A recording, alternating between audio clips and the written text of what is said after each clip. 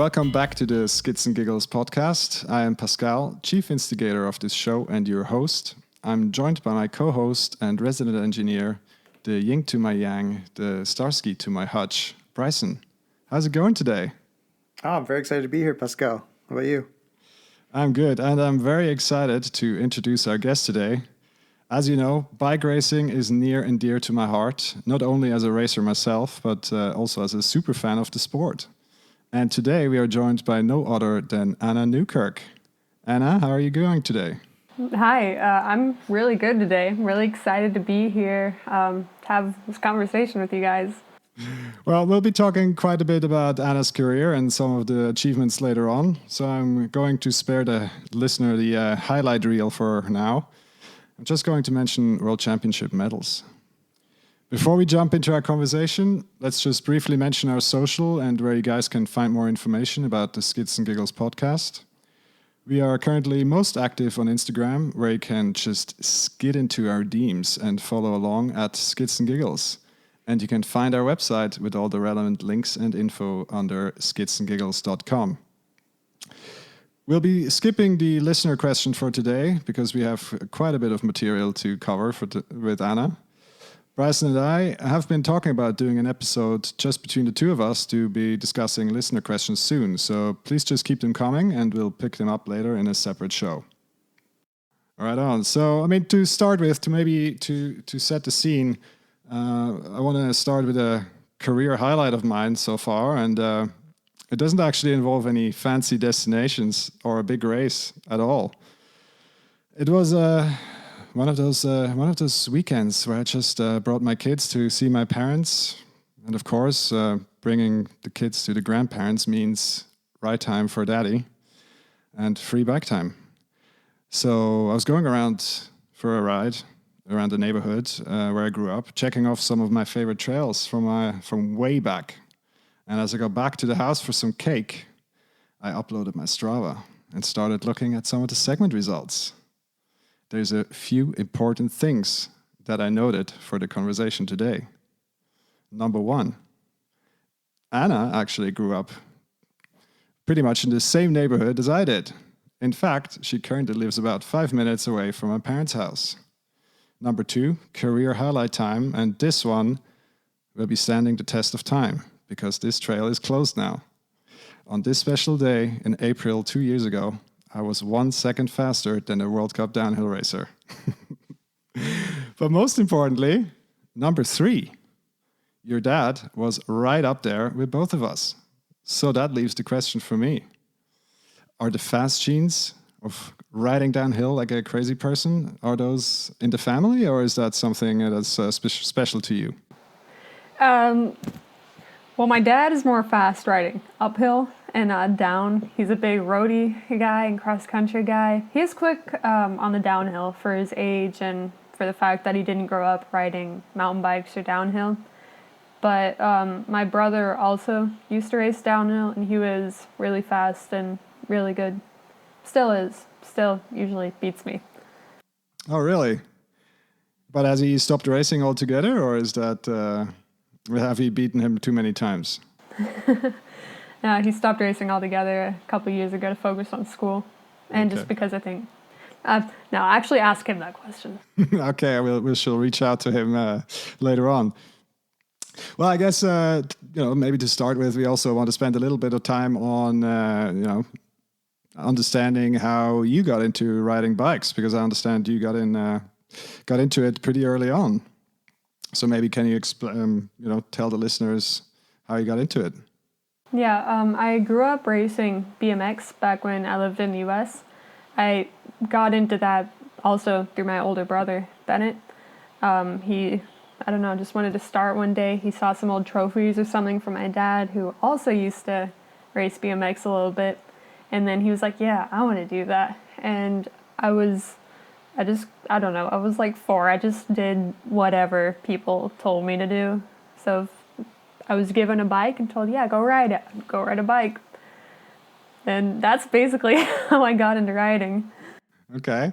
And when did mountain bikes enter the life of young Anna Newkirk? They entered, I can't remember the year, but it was shortly before we moved here. So I'm going to say probably 2007. No, 2008. 2008. My first bike was this, very first mountain bike was this little, I think 20-inch Marin. Was brown, hardtail. That's all I remember about it, but it was nice. I rode that thing a lot here and back in the U.S. All right. And did you always just ride at home where you live now, or did you travel some more when you were younger? Yeah, when we came to Switzerland, mainly I just rode here, the trails. Yeah, up on the Krishona and occasionally on the Gempen. I didn't really go there very often, but I'd mainly just go ride with my dad and my brother on the local trails here. And I didn't really we didn't start actually going places to ride for a couple of years after we moved here. And then the first place we went was Gorten. That was in Bern. In Bern, yeah, city. It's right in the city. Okay. There, Neuchâtel, just like kind of the places closest to us. And the first time I ever rode a downhill trail was, I think, in Morzine. Oh, wow. Yeah, and I went up to go, it was raining that day, and we went to go get on the lift, and the lift guy was like, "Are you sure you want to do this?" And I was like, "Yeah, I'll be fine." And he was like, "Okay." And then so we went up, and I had a blast. And that's how it happened. That's how it happened. Coming back to family and riding as a family, did all of you guys ride? I mean, there's 4 of you. So did all of them ride together all the times, or has it only been the older ones? Yeah, my 2 younger brothers, the middle one, Charlie, he used to race BMX as well. The youngest, Asher, was too young when we lived in the U.S. We moved here when he was like 3, so we never really got into that. And then both of them kind of dabbled in mountain biking, but never really got started and never really did it. My mom also used to ride. Okay, also shredder family, so to speak. Well, not anymore. We used to be, but now just half of us. Okay, well, I mean, of course, I know the trails where you grew up riding. I know them intimately well, as we've heard in the intro. And the real question here is, how do you get into racing downhill by having relatively short tracks available that are not very challenging generally? How do you get into racing? That's a good question. I don't know myself, but we actually have some cool tracks here, especially the Arlesheim. That's like 5 minutes or something. It's nice to have, and there are a lot more trails that are being built. But I think I also just got into racing through my brother. How he got into it, I'm not quite sure. But basically, I just did whatever he did because I was like 9 or 10. I couldn't really think for myself back then. So I just did whatever. Yeah, just did whatever people told me to do or whatever other people did. Okay. But, at the time, was there already like, let's say junior categories all the way down to 10-year-olds, or were you was it basically one big category of people that were somewhat junior? There was U13 was the youngest group, and so you had to be at least 11 or turning 11 that year. But back then when I did my first race, there wasn't a girls category. So like it was girls and boys mixed, which I thought was cool because like when you're 13, when you're younger than 13, when you're like 11 or 12, girls already started puberty, so like they grow. There's that one sweet spot where they're bigger and stronger than the boys, because the boys hit puberty a little bit later. So there I had a slight advantage and would beat a lot of the boys a lot of the time. Nice. Very good. I mean, that's probably good for their personality too, especially coming into puberty. Yeah. Yeah. All right. Well, I mean, I guess, we don't want to spend too much time on going through every minute detail of your racing career, but maybe can you just mention some of the highlights so far? Because obviously, the big part of your career still lies ahead of you. But what were the the highlights so far in terms of racing downhill and all the other disciplines, actually. Yeah, I think the biggest highlights have to be like the places that I've gotten to go and the people I've gotten to meet. Just like the whole experience in general is, I'm really, really fortunate and grateful to have gotten it. But in terms of like results in racing, one that sticks out is Fort William, and my first and only World World Cup win there. That was really cool. World champs, because especially because Fort William, the atmosphere there is so cool. Oh yeah, I mean on the TV that looks insane. Yeah, the crowd and the people, it's even if it's like pouring rain, there are midges everywhere biting you, but the crowd is so cool and everybody there is so nice, and it's such a great race. Like definitely one of my favorite events. And also Lenzerheide World Champs was really cool because a lot of my friends were there, and it was, well, yeah, second to Worlds is cool. But there were a lot of people I know and a lot of friends, and my neighbors were there, and it was really, really cool, both of them. Yeah, you mentioned that you sort of just started riding up and following in your brother's footstep. So are you currently faster than him? I don't think so. The thing is, I think it's really unfair because he never rides. Well, I probably shouldn't say that because he's probably going to listen to this and be like, that's not true. But he doesn't ride very often, especially in the winter. And I ride all the time. I ride almost every day.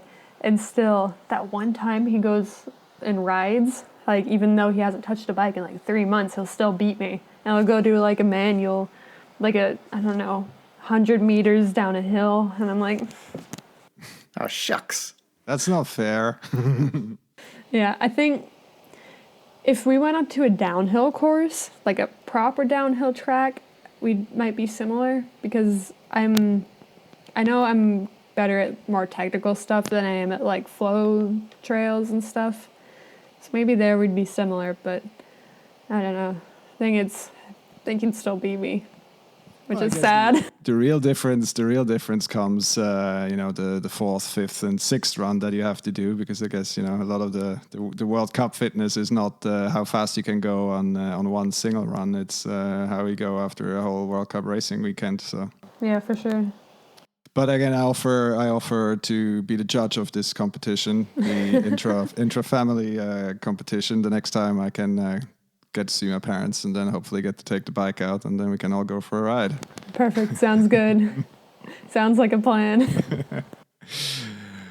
All right. I mean, you mentioned that you've also done other disciplines. BMX has been mentioned, downhill obviously very prominently. How do you see yourself developing from here, right? So I know that you've obviously been racing in also Enduro World Series. You've done some other events. So where's the focus going to be for the next couple of years?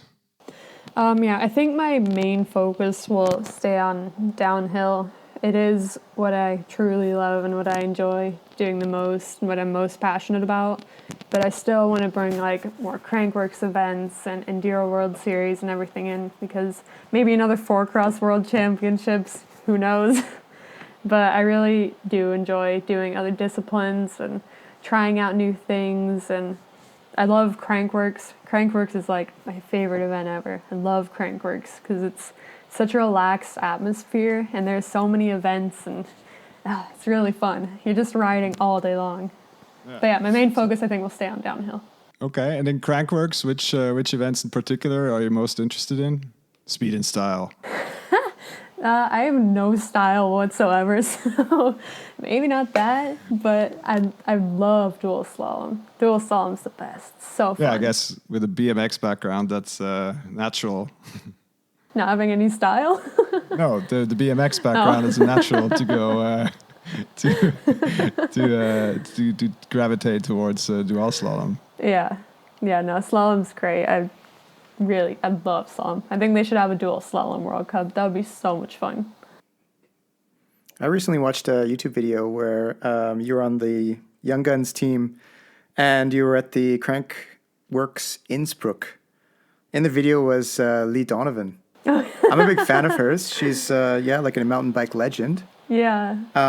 What's it like riding with her and spending the day? And yeah, Yeah, lovely. She's great. She is such a great mentor and such a great person.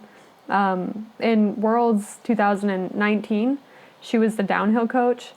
So I got to learn a lot from her, and she's such a big help, and she's so knowledgeable and just really a genuine, really great, fun person to hang out. She's so much fun. Just a great person. I'm a big fan. Okay, well, I mean, I guess the flip side to all that racing and all that fun stuff that lies ahead is is in the right here and now, and that's you're currently finishing school, or about to finish school in the next couple of months, and a lot of exciting stuff ahead. So, do you do you have already an idea how you're going to balance kind of your racing career and maybe some further education, or you're going to just all in on racing for now? I don't know. I'm currently like a bit in a crisis because I don't know what to do with my life.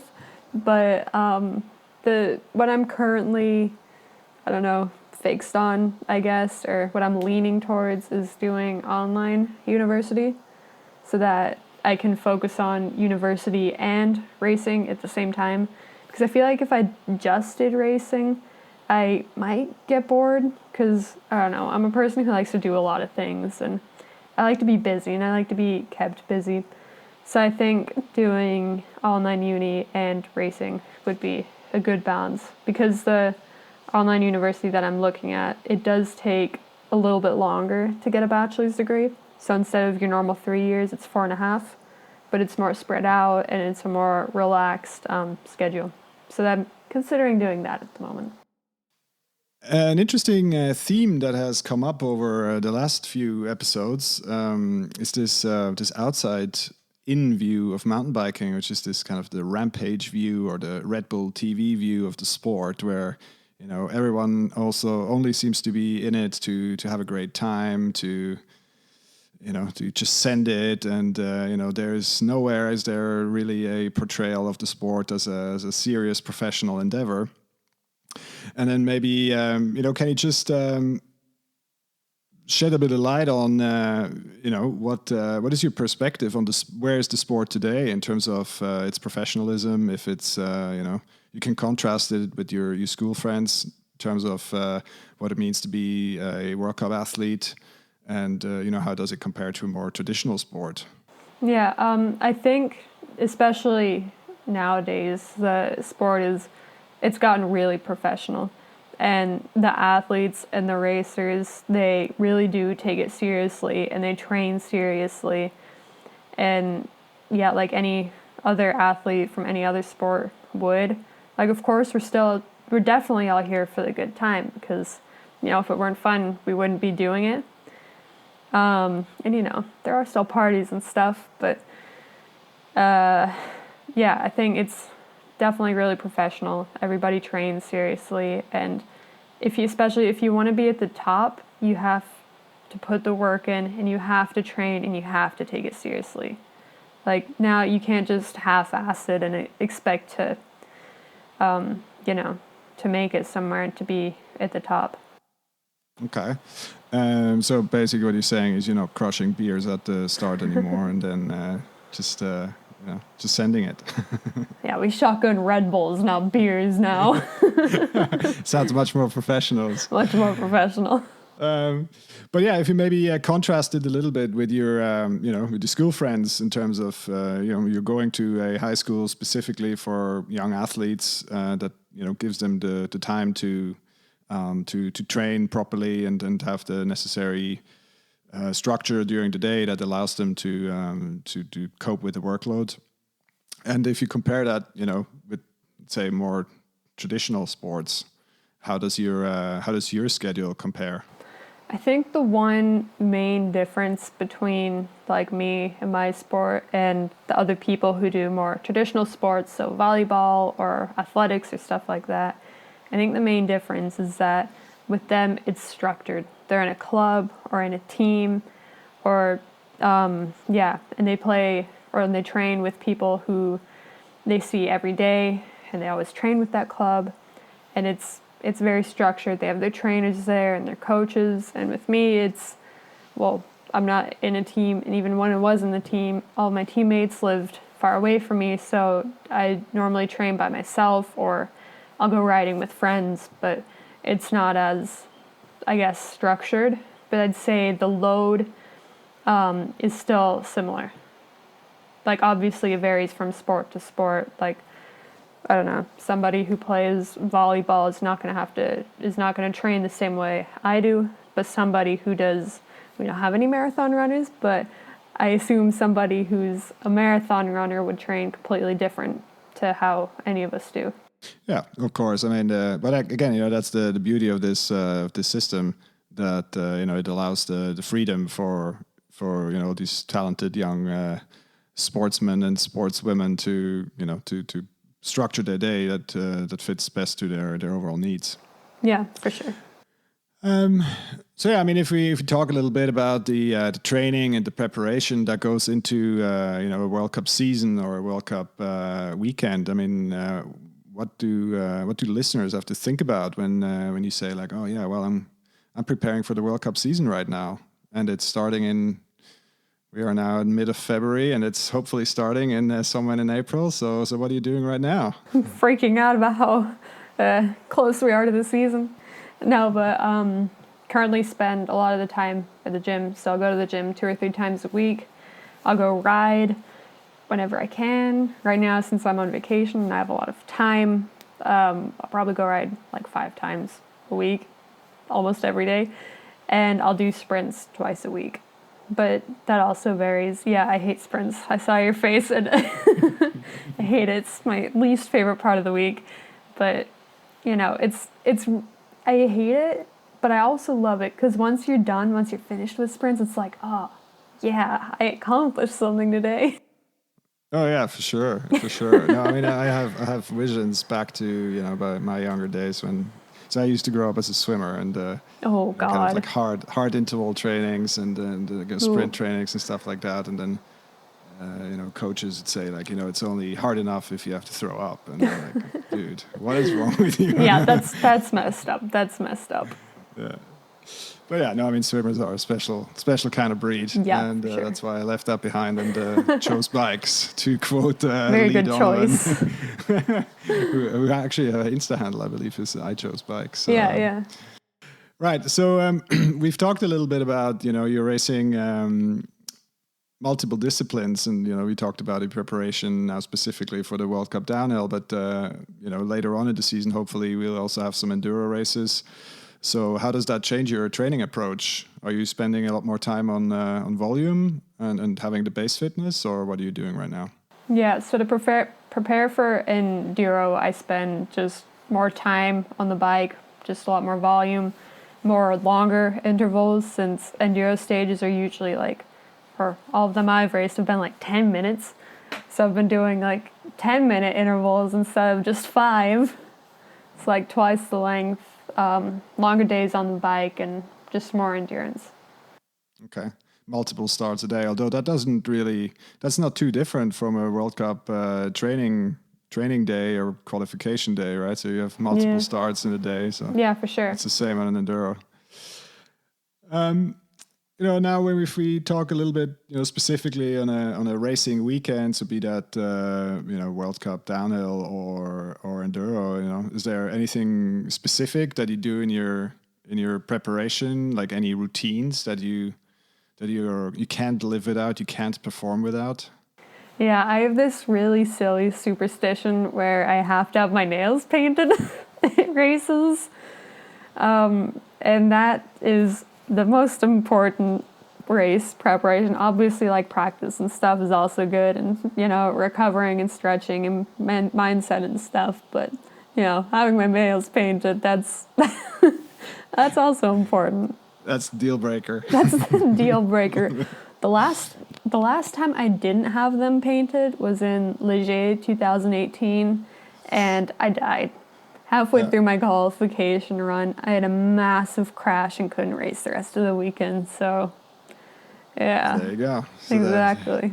There you go. That's the next strategy to prevent crashes is to make sure you have your Start painting your nails. paint your nails. Oh, guys, looking good is feeling good. Yeah. And feeling good is riding good. That's true, but I don't necessarily like the way my nails look when they're painted. It's like I don't mind it, you know, but it's not like I think, yeah, it looks so much better with painted nails. It's just a superstition.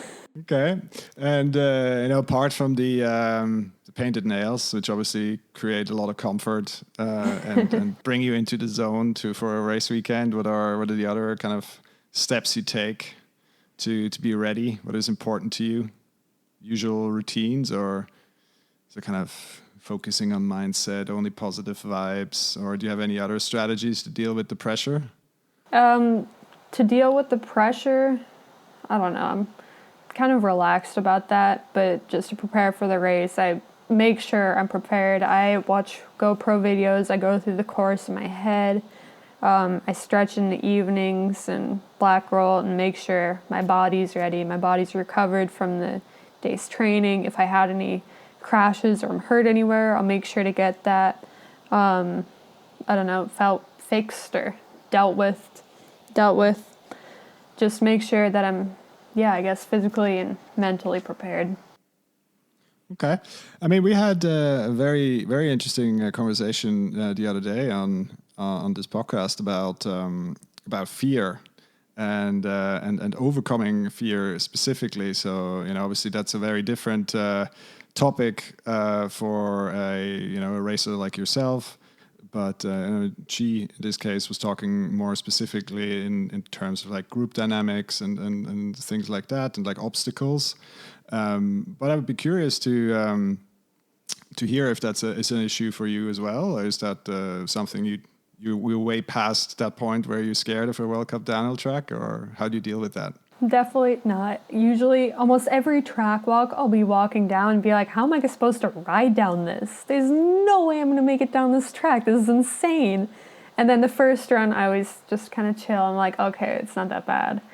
And one way I get over the fear of like big jumps and stuff, I don't know if it's a way of getting over the fear, but a lot of the time I'll have somebody tow me in, just tow me over the jump.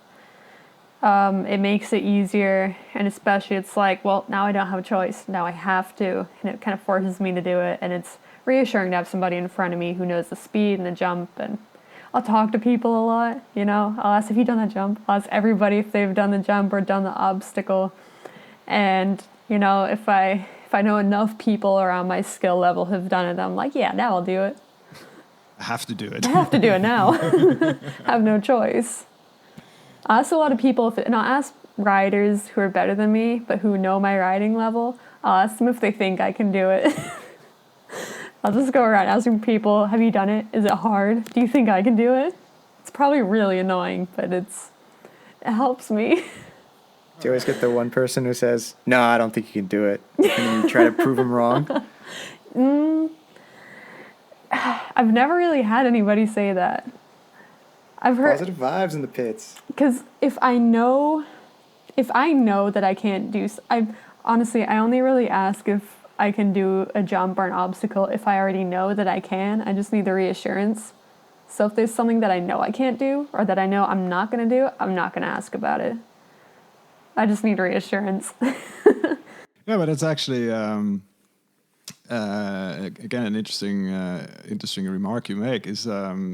When you say you talk to other riders, is this you're talking to other female riders, or is it to riders in general?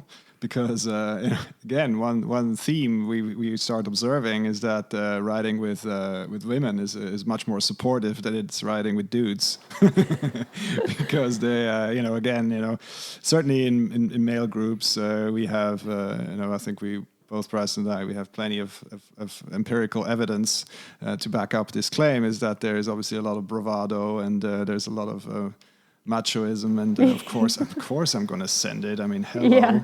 Yeah. So how is that for you? Riding with girls is, I've been doing it a lot more recently, but I've rarely ridden in just like a giant group of girls. it's usually only just with 1 or 2 max, but there it's always really cool, and it's really supportive and really helpful, because like, let's say if there's a good friend of mine, Abby, I go riding with her a lot. When we were in Morzine, there were a lot of jumps and stuff that we were nervous about, but it's really supportive, and we really push each other and help each other to build up to do it. And it's like that with all the girls that I ride with or that I've ridden with. It's really, really supportive environment. Anna, it sounds like you take a very focused approach to your training, for being a privateer. What kind of things do you do to keep your focus and not let it, let's say, your focus stray onto what other people are doing? And maybe you can tell us a little bit about what doing that has changed for you. Well, my focus often actually does stray. It really likes to wander and go off in different directions, but I'm getting better at keeping my focus focused. But whenever I do lose focus, or I don't know, I lose motivation even, I like to go, it sounds really cliche and really cheesy, but I really like to go watch like replays of old races, World Cups on Red Bull TV, or I'll go look at pictures through the season, and I'll look at pictures of racing, and just those memories and the joy it brings me, that usually brings my focus back. It's got a visual reinforcement. Yeah, I'm a very visual person, so like pictures and videos and all that is very, very helpful. And then speaking back to your training, in the current place that you live, as we were discussing, you don't have so many long tracks. But I was just up in the mountains on the weekend, and I had a hell of a time trying to breathe because of the elevation. Do you do any training at elevation to help your fitness in that regard? We live at like, 230 meters above sea level. So not really. The only time I ever get exposure to that elevation is when I'm in the mountains and when I'm riding in the mountains, which, they're not that far away, but still like far enough. So not really. Most of my training I do here. Most of my riding I do here. The only time I ever get exposure to elevation is when I'm racing or when I'm riding in the mountains, which is usually downhill, only occasionally enduro. Yeah, I mean, actually, the elevation topic brings us back to another experience of yours I want to explore a little bit. And of course, with the elevation, I'm not sure you did 2018, Zermatt? Mm-mm. Okay, well, that was the when the start was one of the last stages was at 3,000 meters. And so, 8-minute stage with a sprint starting at 3,000 meters. Yeah. So pretty much everyone was breathing through their eyeballs after 20 seconds. There was in 2019 too. One of the stages started at 3,000 meters and I died. I just couldn't breathe. I died. It's brutal. But last year, Zermatt was a very, very special race. And, talking about a little bit your preparation for a weekend like that. I mean, of course, you probably looked at the weather forecast before you headed up to the race, and can you tell a little bit how that went for you? It was a catastrophe. It was so cold and so miserable. I did look at the weather forecast and I knew it was going to be cold and miserable, but somehow I didn't think it was going to be that cold and that miserable. Like that was definitely type 2 fun. It was pure agony. Practice was so, especially that long push from stage 4 to 5. Oh, that was grim. That was horrible. Like it was awful. I mean, just to paint a picture for the listener, it was one of these archetypical mountain gravel roads beside a ski lift. So you look at that ski lift, pretty much 50% of the hike a bike up, and you think like, man, why am I walking when I could just take that ski lift? And it was hovering around freezing. steady rain. I think Katie Winton passed me at some stage, and she was like, "Oh, that's just like at home." She's from Scotland, and it was foggy, so you could barely see where the road actually ended, and it felt like it would never end. And it was pretty grim. And I was actually quite happy when they cancelled that stage. Oh yeah, me too. I was so, because that push was terrible. That push up there was awful. But I was glad that they only left the sketchy part of the stage in. So Yeah. But how did the rest of the race go for you? Yeah, it was a learning experience. It was a big learning experience. It was tough. I think I raced without goggles just because I'm pretty sure everybody did, or at least without lenses, just because you couldn't see anything with goggles. You know, I learned the latex glove trick, wearing latex gloves under your normal gloves when it's rainy and cold to keep them dryish and warmish, your hands. But yeah, it was, in the end, it was fun. Again, type 2 fun. Really hard, but I learned a lot, and I'm glad I made it through. Very good. And also, I mean, thinking about the rest of the season last year, I think it was a great preparation for the World Championships in Leogang. Did you have any takeaways from Zermatt that you brought to Leogang apart from the latex gloves, maybe? I mean, even though it was good preparation, there's still two really different situations. Since in Zermatt you were riding up, and in Leogang, we at least got to take the lift up, and we always got to go back to the pits where it's nice and warm and change clothes, and really pampered downhill races are. But yeah, I think the main thing was the latex gloves and keeping my hands warm. Yeah, and obviously free of mud. I think on the TV coverage you saw a lot of people either hacking together kind of hand guards of some sort and making sure they don't get any mud on their grips. And even when I think it was Troy Brosnan when he crashed, you could just see him when he put his hands up in the air so he wouldn't get muck on his gloves. So I thought it was generally just a struggle to survive. Oh yeah, that was a crazy race. That was crazier than Zermatt. That was for sure the craziest race I've ever been a part of. Just insane. Okay, but overall, it's not gone too great for you. I mean, I remember seeing a photo on your Instagram from not such a nice yoga pose in the mud, and I think I commented "Scorpion Queen." Exactly, yeah. But overall, you're glad you got through it, but I think the result was not too fantastic. Yeah, I'm glad I made it through. My race run was really disappointing since I crashed in a section that I made through clean every time in practice. And then at the bottom, in the steep section, I got a rock caught in my mud guard, and my front wheel wouldn't spin. And so I spent like half the bottom section kind of just like pushing my bike down, like trying to get it to roll. And then eventually at some point I just reached in and grabbed like a fist-sized rock out of my wheel.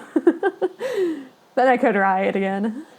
Yeah. No, I guess on the TV coverage, you could see a lot of people in all fields struggling. I was not the only one. So many people struggled. I wasn't the only one who got a rock stuck on my fender either. That was more common than you might think.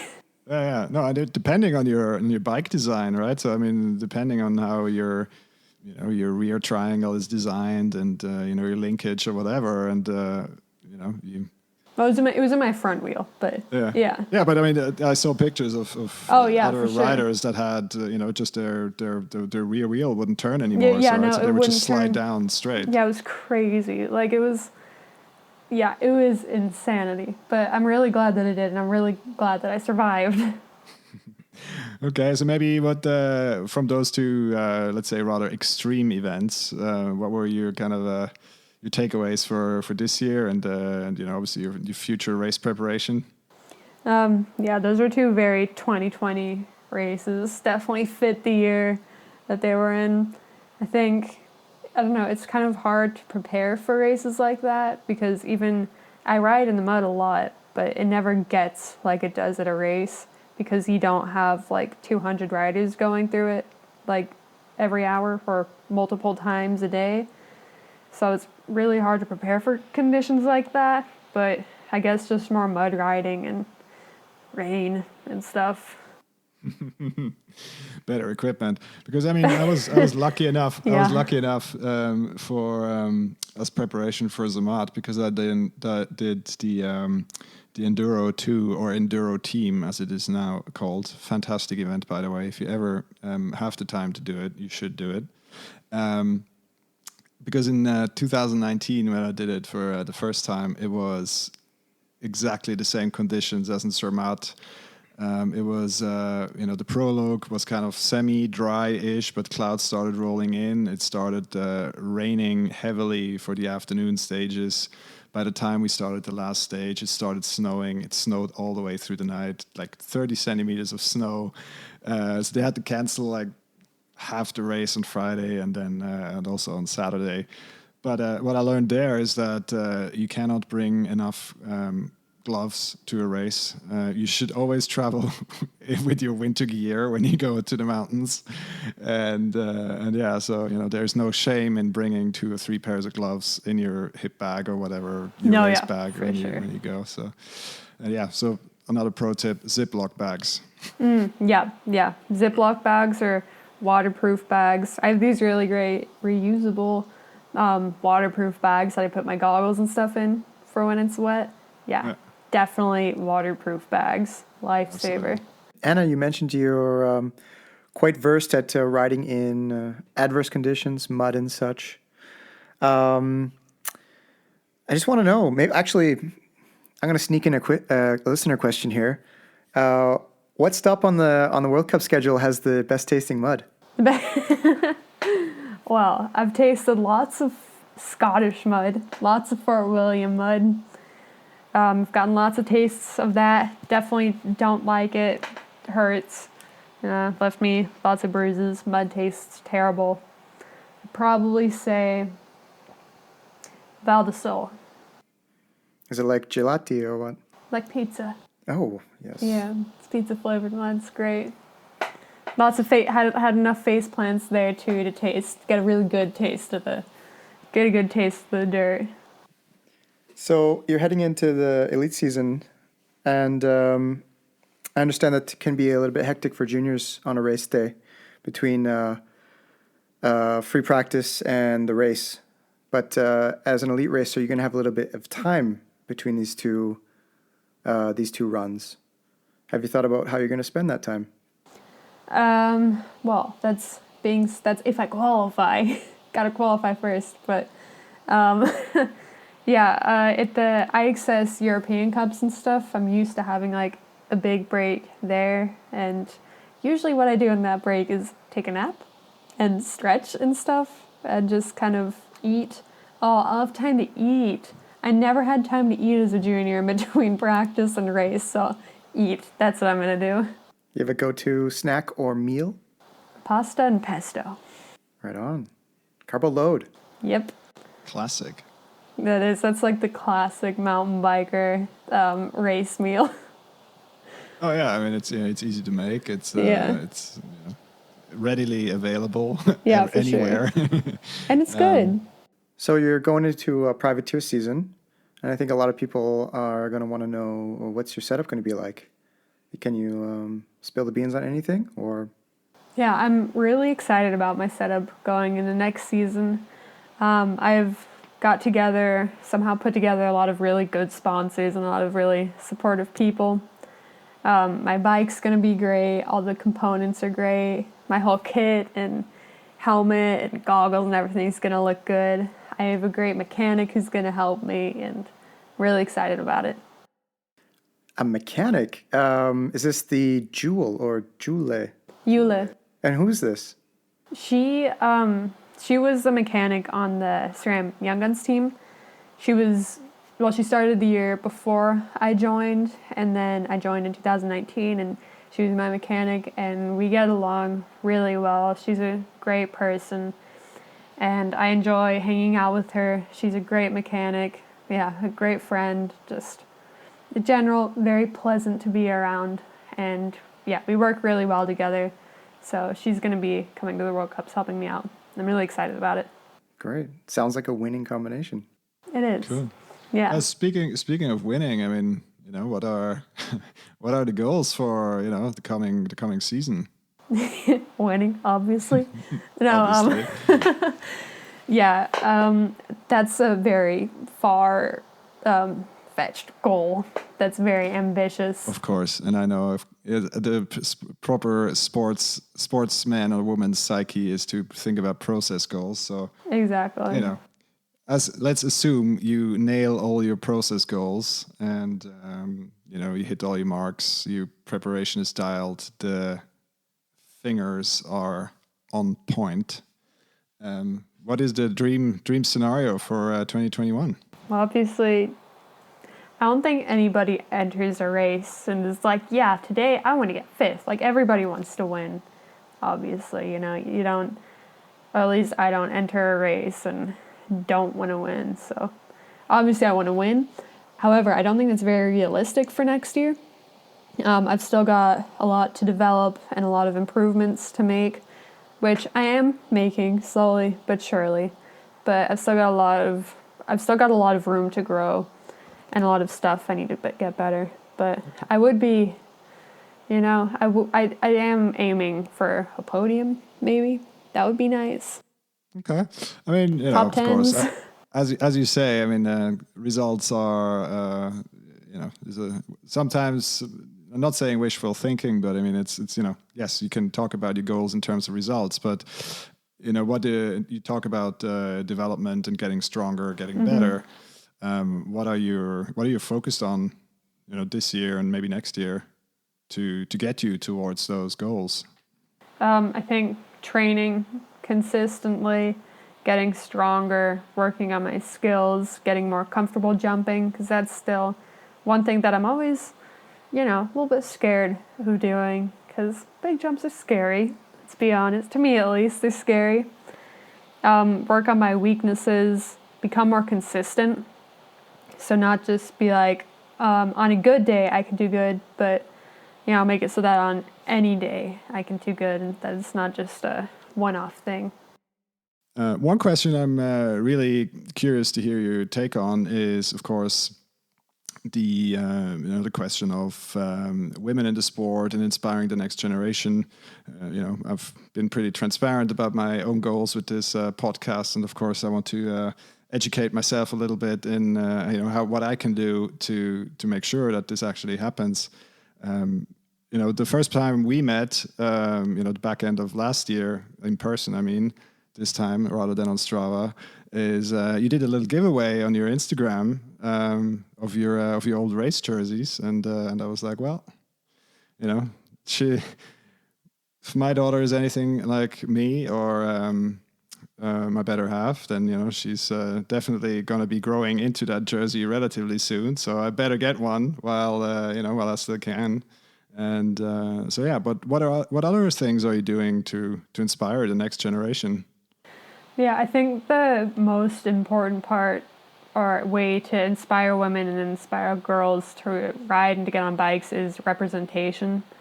So not just me, but any girl who goes out and rides, I think, is representing girls on bikes. And I don't know, even it doesn't matter if you're a beginner. If a girl who's not on a bike sees and who's like maybe considering starting mountain biking, she sees, oh look, there's a girl on the bike.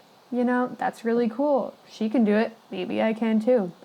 So I think representation, whether it's me, whether it's Tawny Seagrave or Rachel Atherton or just any average person or girl, I think that's, representation. That's the most important thing.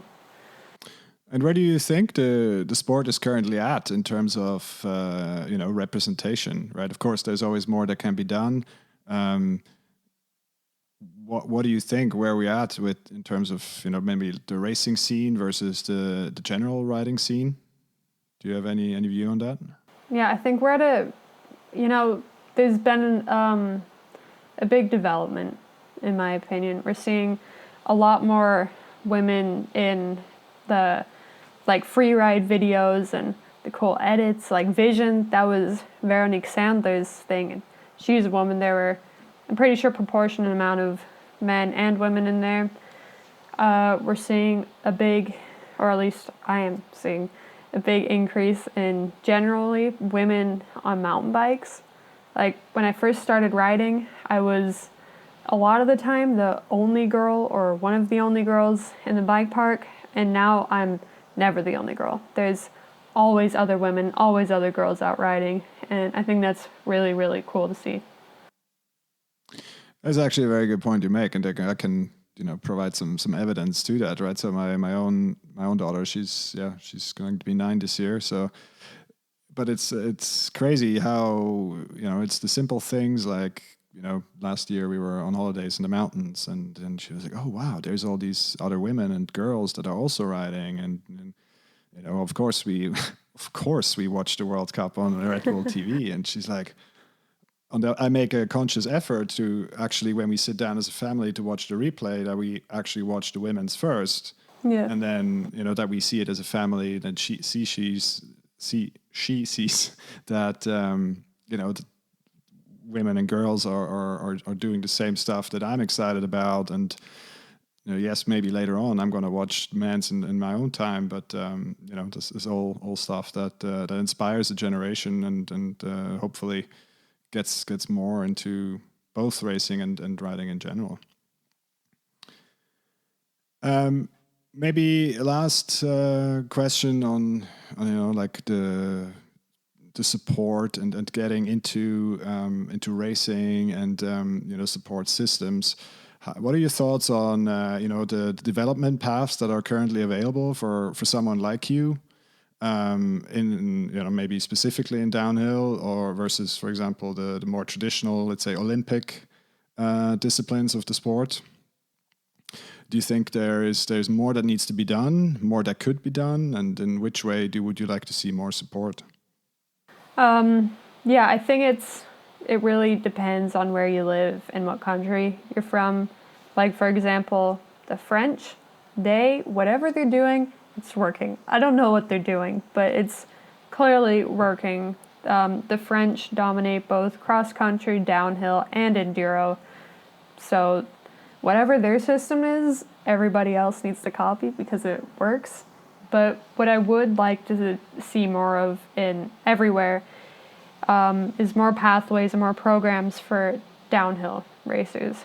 You have lots of programs and stuff for cross-country riders. There are more teams. Like, they get a lot of support from the national team and from the federation, which downhill in most countries don't at all. I know in Switzerland it's pretty good. I know the downhill team here, the national team, does go train together and they do testing together.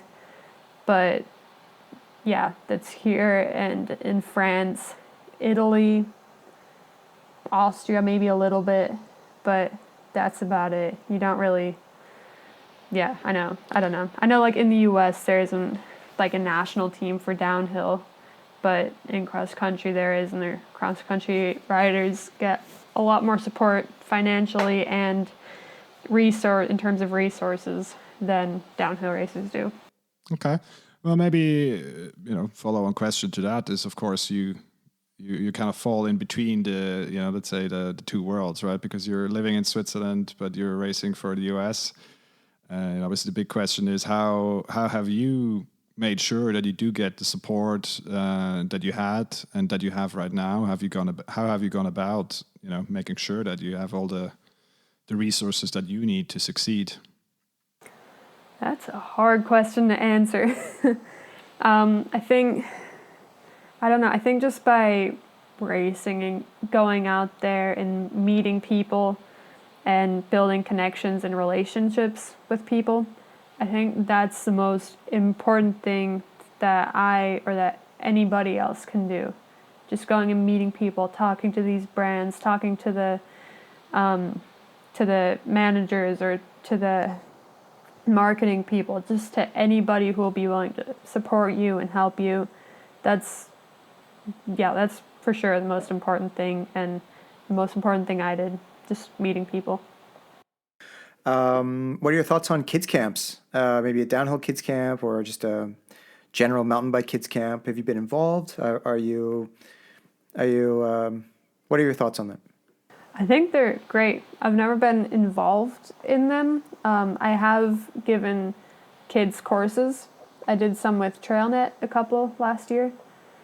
But I think they're great, especially camps. There are actually a lot of kids camps. I know in like Serfaus around the Rookies Championships week, there's usually kids camp. And there are a lot of other kids camps, and I think that's really good and a really good way to get kids into it, and for them, most importantly, to have fun, meet other people who ride, and find joy in the sport. You mentioned some affiliation with TrailNet, doing some kids camp work with them. Tell us a little bit about that. Yeah, I don't remember quite exactly how I got to it. I think I was asked to do one, and then I did one women's specific course at the, what was that? I think that was kind of spring, maybe early summer-ish, and then that went well, and we had a lot of fun there, and they asked me to do, if I wanted to do some more kids camps, and so, or courses, they weren't camps, they were courses.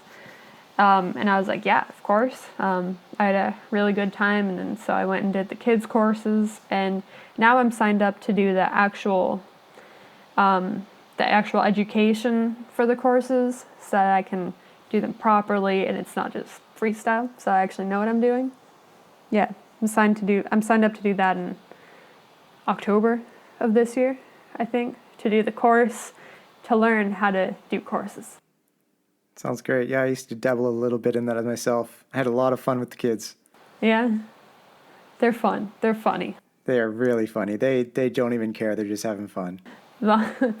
It's all fun and games till somebody starts to cry, though. Well, then you just, moonwalk out of it and hand it back to the parents. See you Yeah, later. I'm like, I don't know what to do with this. Exactly. That's the beauty of not being the parent. But throwing it back to social media, I'm not a huge fan of social media, but I did recently follow you.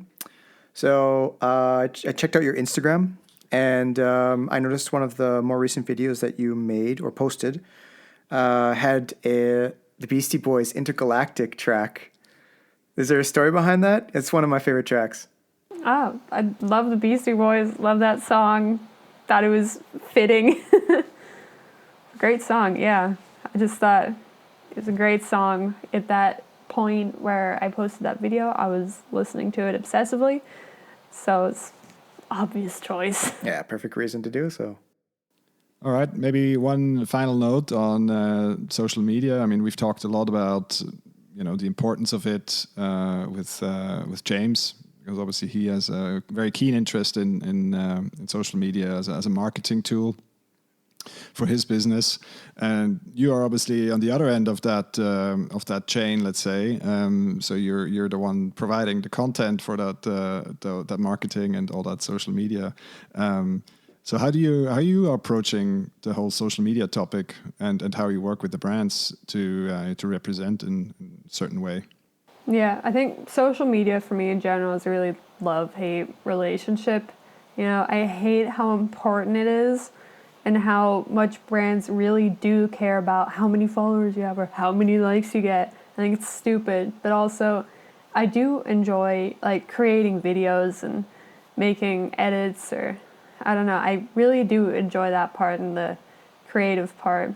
And obviously it really is important for brands and for sponsors. Like nowadays, if you don't do social media and you're not on it, then unless you're like the top racer and you're really incredibly fast and winning all the World Cups, then they're not really gonna want you, because it's basically free advertising for the brand, which is, also has its perks, I guess, because also brands can sometimes like see people over Instagram. Like I've had a couple of brands write me through Instagram and offer me like stuff through Instagram. You can also, I guess, the way you represent the brand, you can do in creative ways, and there's a lot of versatility. Like it's not all bad, but Yeah, for sure. And of course, I mean, there's a lot of stuff that us general consumers, let's say, we don't really see what's going on behind the scenes, and how stuff is presented to athletes, and how you interact. But yeah, I guess, as you say, it's a good tool to not only communicate with with the brands directly, but also with your fans, your following. um, I mean, has it generally been a more positive thing, or is it more, it's more like part of the job now? Do you draw inspiration from this whole social media work? I do definitely draw inspiration from it, especially seeing other girls riding and the stuff they're riding.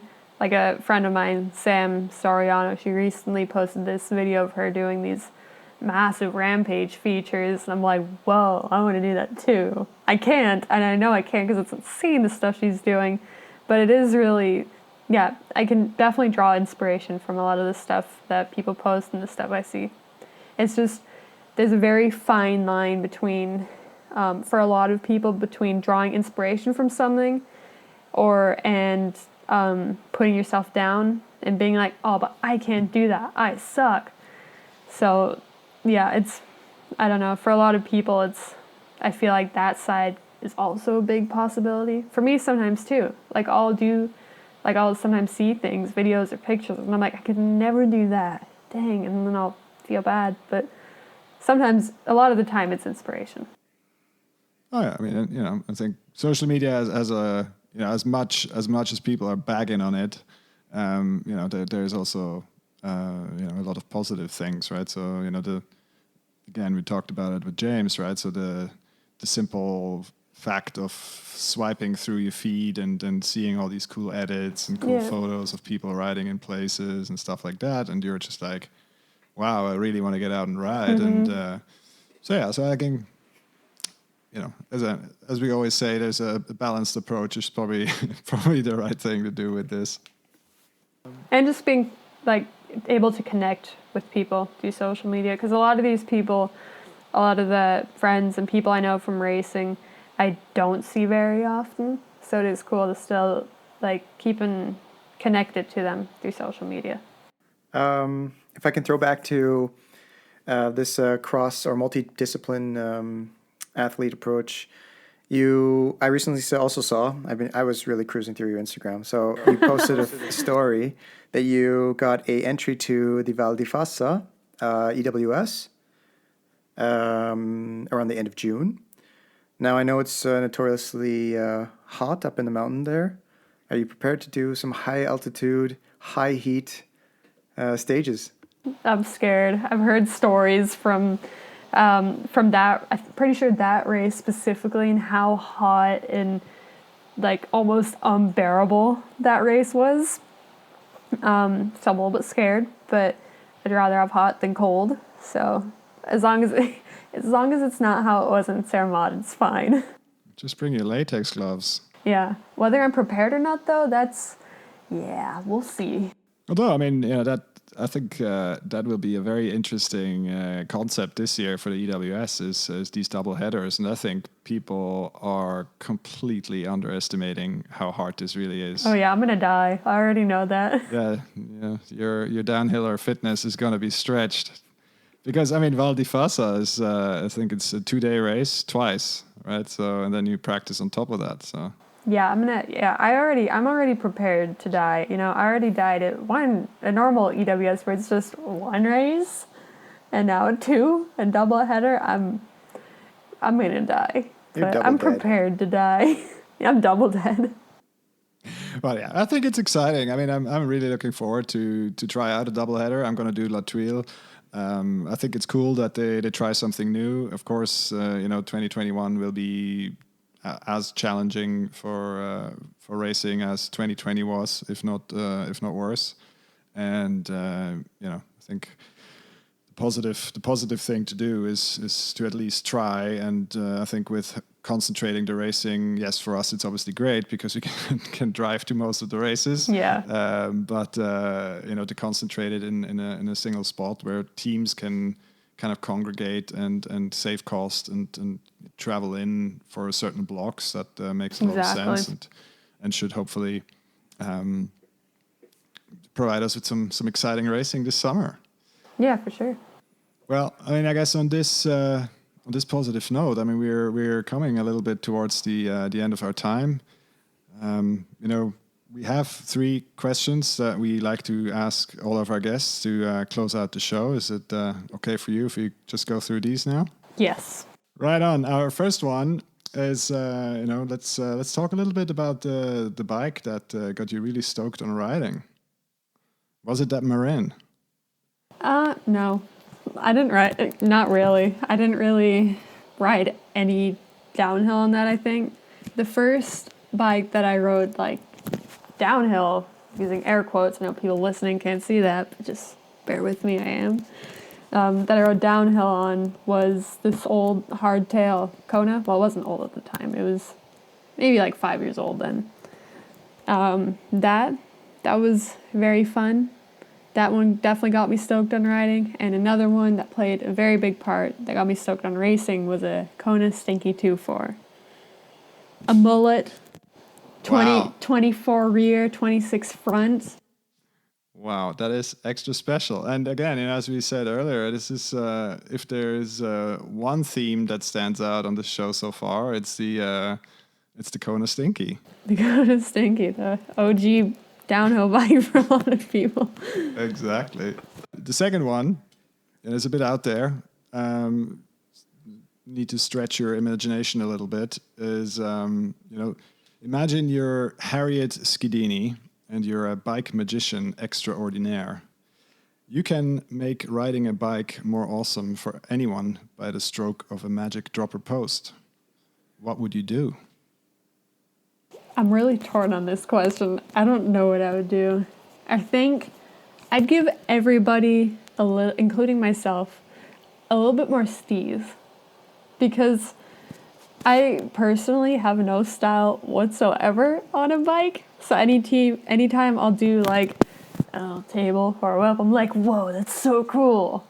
And so I'd give that to everybody so that they all have that feeling. So a bit more Kate Edwards for everyone. Yeah, for sure. But I'd give myself Morris so that I stand out. Because then if everybody has steez, I still won't have any steez, so I give myself a little bit more. So I would have steez. Well, maybe that's a little bit selfish. Very good. Okay, so you've just been granted your steez.